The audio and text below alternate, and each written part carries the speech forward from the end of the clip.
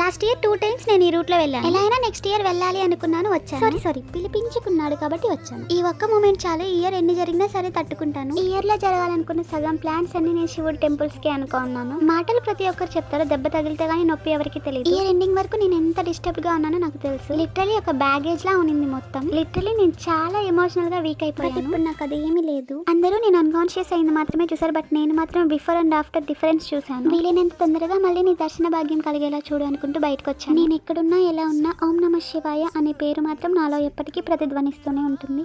కాళహస్తి అనగానే మనకి నెక్స్ట్ గుర్తొచ్చేది ఏంటి?